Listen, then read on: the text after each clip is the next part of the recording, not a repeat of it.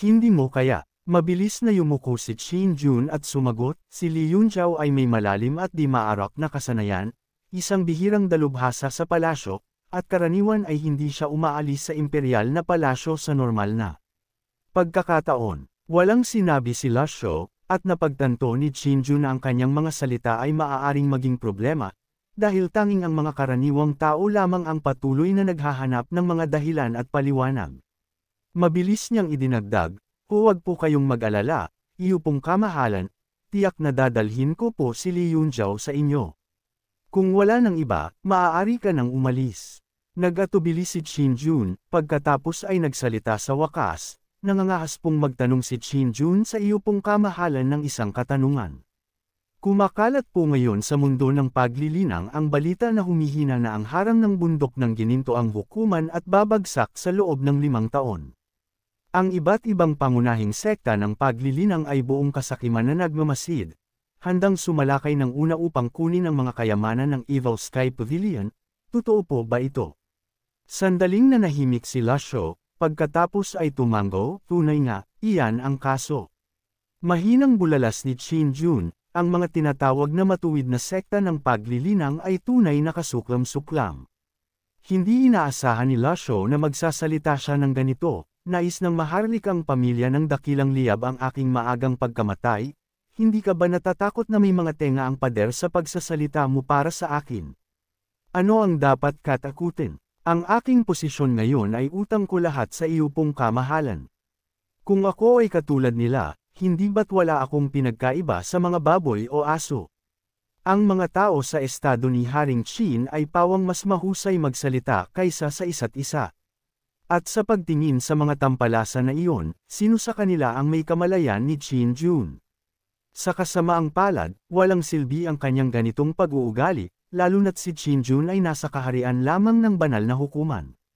Ginamit lamang kita noon, ang iyong sakit ay walang gaanong kahulugan sa akin.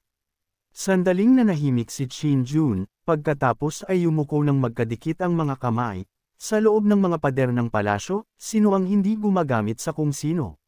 Dahil sa sapat na akong nakakita ng mga laro ng kapangyarihan at karumihan, manhid na ako rito. Malinaw mong ang nakikita, labis ninyo akong pinupuri, iyo pong kamahalan. Magpahinga na po kayo ng mahusay, ako po ay aalis na. Ikanaway ni Lasho ang kanyang kamay nang walang sinasabi. Nang dumilim na ang gabi, tumahimik ang estado ni Haring Qin.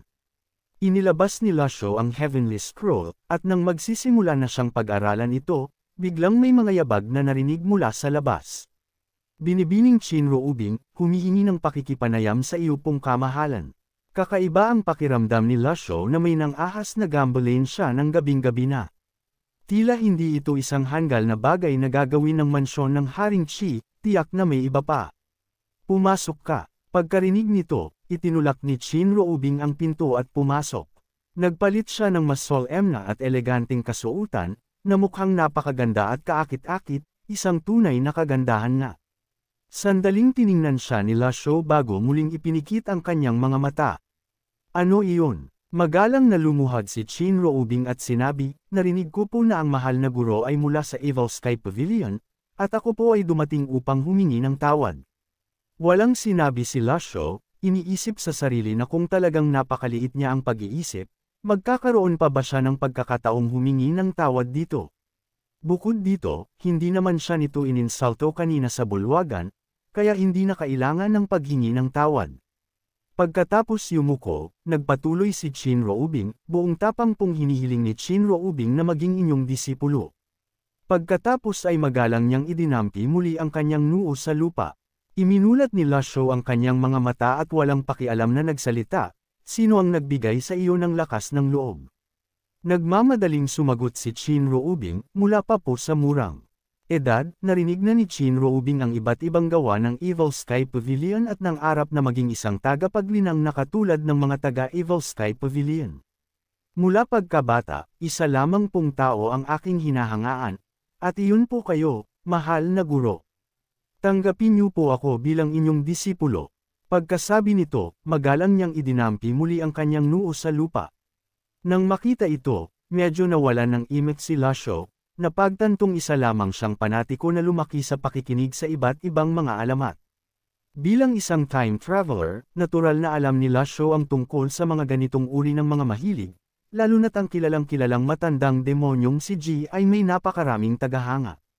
Hindi niya kailanman naisip na kahit ang anak na babae ng dakilang mansyon ng Haring Chi ay mag-uugali ng ganito, hindi niya alam kung matutuwa ba siya o hindi. Ang kanyang talento ay talagang napakahina, at bukod dito, ang 9 na disipulo na mayroon na siya ay sapat ng sakit sa ulo. Nang nag-iisip na siya kung paano tatanggihan, nagmamadaling pumasok si Haring Chi na si Qin Jun, lumapit kay Qin Roubing, at sinampal siya sa mukha. Sobra ka na. Sino ang nagpahintulot sa iyo na basta na lamang pumasok sa silid ng mahal na guro? Agad na natigilan si Qin Roubing. Hindi pa siya kailanman nasaktan sa kanyang buhay, at hindi niya inaasahan na susugurin siya ng kanyang ama dahil dito. Nakaramdam ng sama ng loob si Qin Roubing ngunit hindi nang ahas magsalita, tinatakpan lamang ang kanyang pisngi. Lumuhod si Qin Jun sa harap ni Lasho at sinabi, "Patawad po, mahal na guro. Ang aking anak ay walang modo, at tiyak ko pong parurusahan ko siya." Tila kalmado si Lasho sa panlabas, ngunit sa loob ay bahagya siyang bumantong hininga, isa siyang tagahanga, pagkatapos ng lahat, at ang sampal na ito ang kanyang parusa. "Umalis na kayo." Pagkarinig nito, mabilis na hinailan ni Qin Jun si Qin Roubing at umalis sa silid. Pagkaalis nila, bumalik si Lasho sa kanyang kama at ipinikit ang kanyang mga mata upang ipagpatuloy ang pagmumuni-muni sa Heavenly Scroll.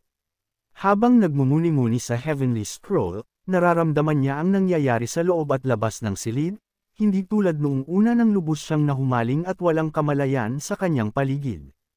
Kaya, panatag ang loob ni Lasho. Mabilis na lumipas ang oras hanggang sa sumunod na umaga, nang dumating ang mayordamang si Hong Fu sa silid ni Lasho upang humingi ng pakikipanayam. "Iniutos ng Panginoon na maghintay ako rito."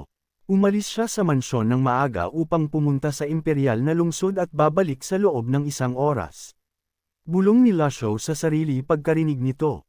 1 oras. Mabilis na yumuko si Hong Fu at nagpaliwanag, si Eunuch Li ay paborito ng Reyna Ina, at kailangan niya ang kanyang pahintulot upang umalis sa imperial na palasyo.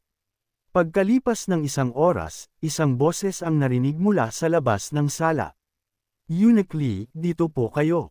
Dinala ni Qin Jun ang isang taong nakasuot ng mahabang balabal at may payat na pangangatawan sa silid. "Mahal na guro, dumating na po si Eunuch Li. Ito po ang mahal na guro na binanggit ko sa inyo." Ipinakilala sila ni Qin Jun sa isa't isa. Ang hitsura ng kabilang partido ay ikinagulat ni Lasho, tunay na akma sa tradisyonal na hitsura at kilos ng isang ipinanganak na eunuch.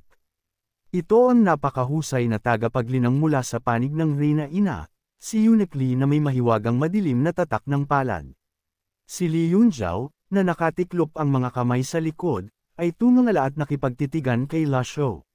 Matapos ang maraming taon sa palasyo, hindi pa niya personal na nakikita ang Panginoon ng Evil Sky Pavilion. Sa kanilang unang pagkikita, labis siyang napahanga sa nakakatakot na aura ni Lasho. Hindi lamang ito ang kanyang mataas na antas ng paglilinang, kundi pati na rin ang uri ng presensya na kasama ng mataas na katungkulan. Hindi sapat ang 1 araw upang magyelo ang 3 talampakang yelo. Tanging sa emperador lamang niya naramdaman ang ganitong uri ng nakakatakot na aura. Nagsalita si Lasho, direktang tinutukoy siya, "Kaya, ikaw si Li Yunjiao." Bago pa man makarating dito, ipinaalam na ni Qin Jun kay Li Yunjiao kung sino ang kanyang makikilala, kaya hindi siya nagalit. "Ako nga po si Li Yunjiao." Pagkarinig nito, tinawag ni Lasho si Xiaoyu. Naunawaan ni Xiaoyu ang intensyon ng kanyang Panginoon, tumingin kay Li Yunjiao, at pagkatapos ay nagsalita, "Ito nga ang lalaking natagpuan malapit sa bundok ng luntiang araw." Nang makita ni Li Yunjiao si Xiaoyu, bahagya siyang sumimangot, "Ikaw ba iyan?" Walang pakialam na sinabi ni Lasho, "Magsalita ka." Ngumiti si Li Yunjiao at tumugon ng may pagyuko, "Medyo naguguluhan po ako. Inimbitahan ako rito ng Haring Chi para sa isang maliit na pagtitipon at narinig ko na ang mahal na guro ay mula sa Evil Sky Pavilion. Sabik akong makilala kayo, tila hindi kayo nasisiyahan." Mabilis na nagpaliwanag si Qin Jun, Wala po akong ibang pagpipilian kundi gamitin ito bilang isang dahilan, sana po ay patawarin ako ng mahal na guro. Ikinaway ni Lasho ang kanyang kamay, hindi nagmamalasakit, basta't lumitaw si Li Yunjiao ay sapat na, dapat ay malinaw sa iyo ang aking tinutukoy. Hindi ko nauulitin ang aking tanong sa ikalawang pagkakataon. Sa mga salitang ito, agad na naging tensyonado ang kapaligiran sa bulwagan.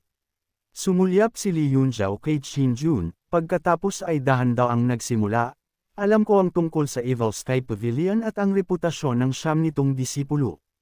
Hindi ko inaasahan na personal na bibisita ang mahal na guro sa banal na kabisera.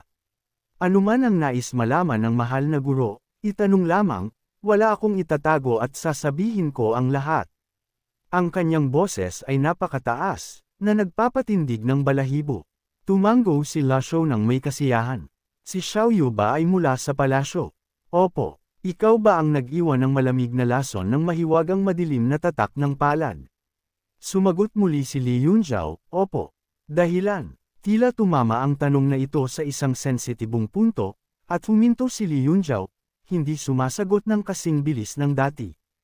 Pagkatapos ng ilang sandaling katahimikan, nagsalita siya, mahal na guro, hindi ko maaaring ibunyag at hindi ko ibubunyag ang dahilan. Pagkarinig nito, hindi nag-aksaya ng salita si Lasho.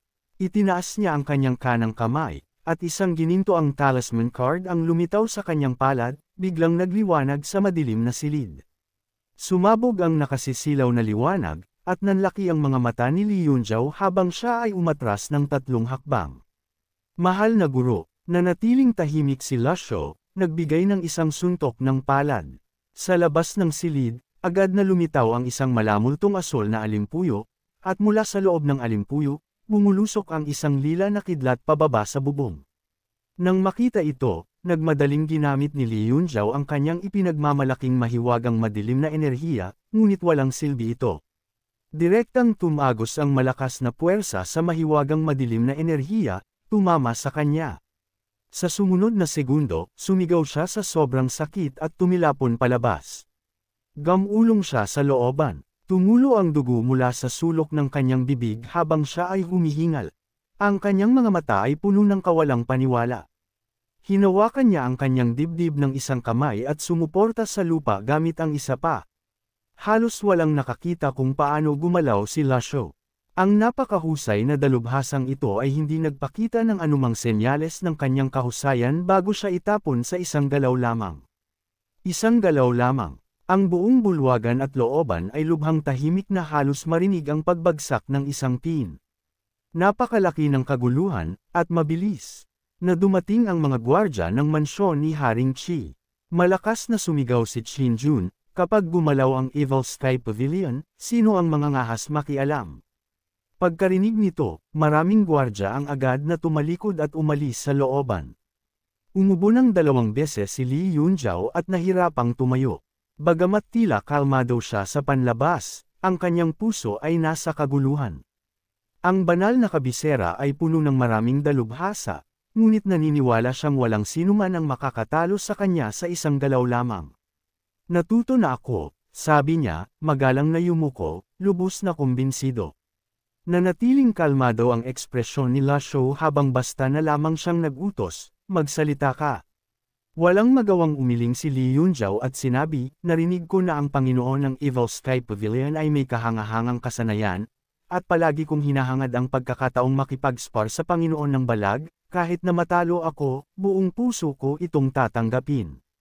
Natalo ako sa galaw na ito, enerhiya ng kulog. Nagpatuloy siya, nung ipinanganak si Prinsesa Yunjiao, lumitaw ang isang pulang buwan sa langit, isang tanda ng masamang pangitain. Iniutos sa akin na puksin ang bituin ng kapahamakan.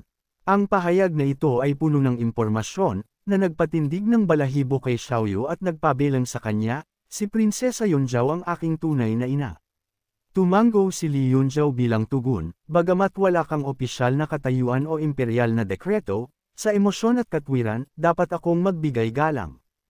Pagkasabi nito, inayos niya ang kanyang kasuotan at lumuhod. Ang pagyuko na ito ay mahalagang nagpatunay sa pagkakakilanlan ni Xiaoyu. Mahalagang tandaan na ang taong yumuyuko ay si Li Yunjiao, isang paboritong individual ng Reyna Ina.